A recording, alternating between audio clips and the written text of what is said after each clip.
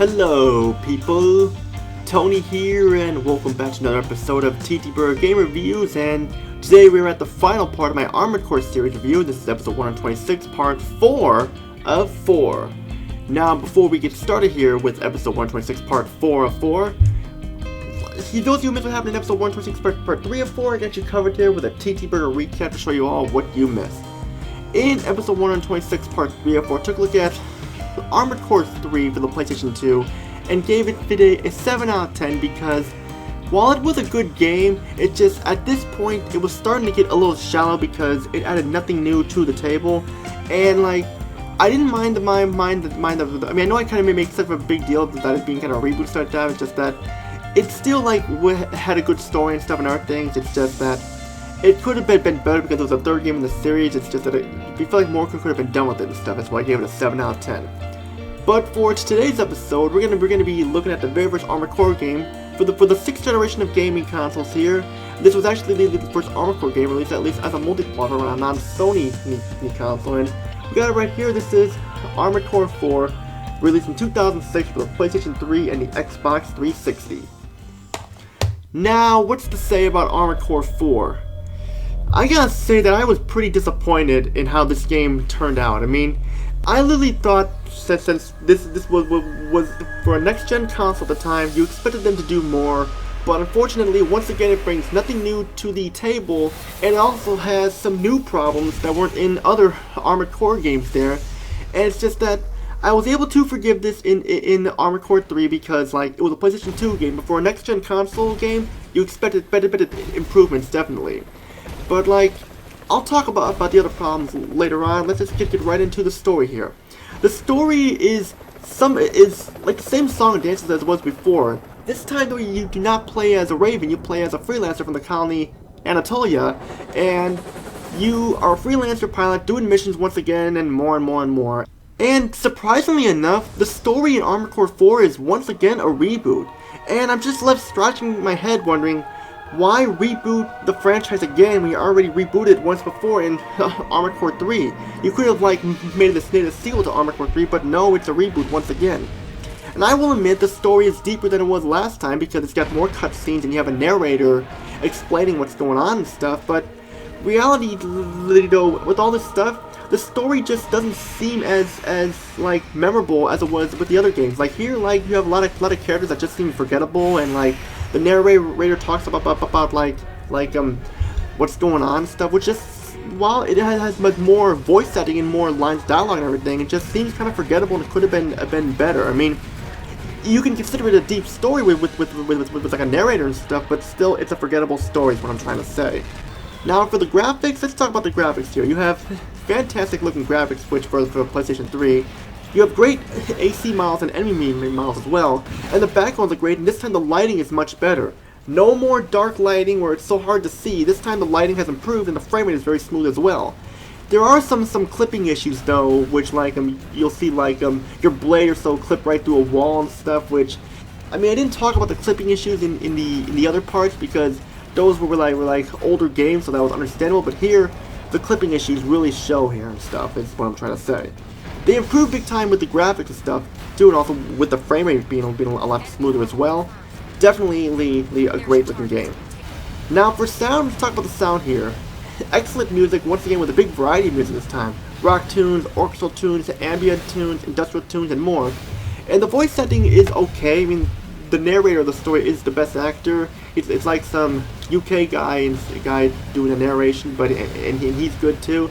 But the other actors, while they're okay, some of them kind of sound like they're phoned in and sound very bored.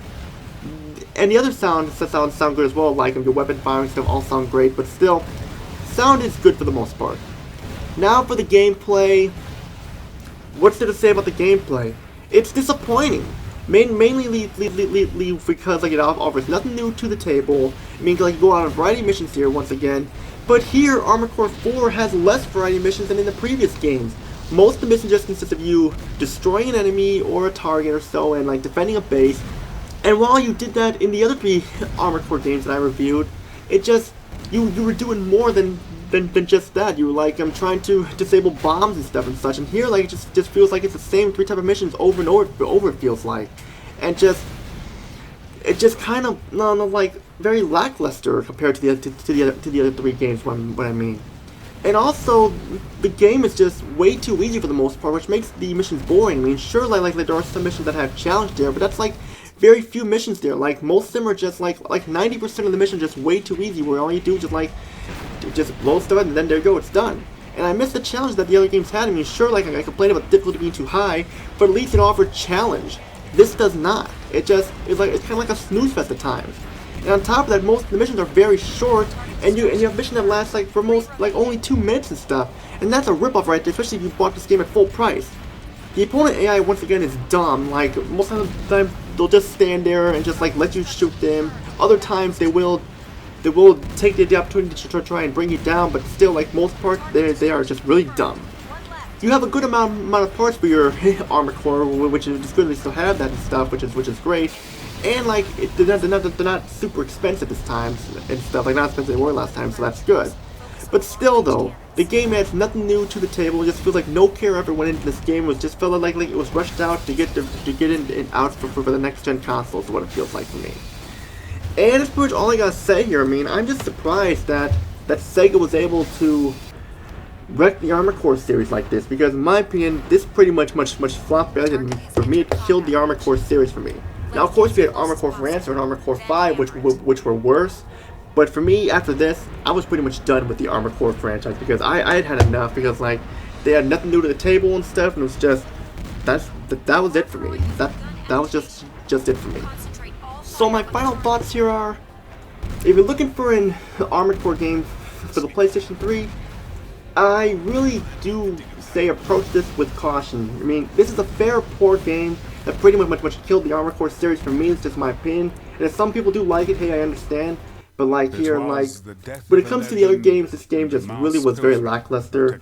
And if you want to buy it, go ahead, but just be warned, you're gonna be having some lackluster missions and stuff here and such, and just the game overall is pretty lackluster in my opinion. The score I'm gonna be giving it, the best score I can give it is a 5 out of 10, because I will admit it's not the worst game ever in the Armored Core 4 franchise and stuff. I mean, we had Armored Core for Answer and Armored Core 5 after that and stuff, which were pretty bad. But still, like, this could have been better. I mean, I just don't know what they were thinking, but it wasn't worth it in the end. And that's pretty much all I gotta say. And that's pretty much wraps up my Armored Core series review. And like I said, when it comes to Armored Core games, I recommend mainly the first 2 games, and I do also recommend 3, even though it wasn't as good as the other 2. I still recommend the 3rd game as well. And I didn't really care. I didn't like the expansions, but go get the expansions as well if you want and stuff. Is what I mean there. But stay away from Armored Core 4, Armored Core for Answer, and the Armored Core 5 and stuff, because those games are crap, and just don't even bother them. Unless you want Armored Core 4 for the next gen consoles, then just pick it up, but approach with caution is what I mean. And that's pretty much all I gotta say. Those of you who like the video, feel free to subscribe, like the video, comment down below. Don't forget to join my Discord group, TTBurger Gamers Tonight, because I'm always looking for more people to join. That's all I gotta say. This is Tony. Peace out, and have a great day, and stay tuned for the next part. What will we review next? You'll have to find out. That'll be episode 127. That's all I gotta say. Peace out, everybody.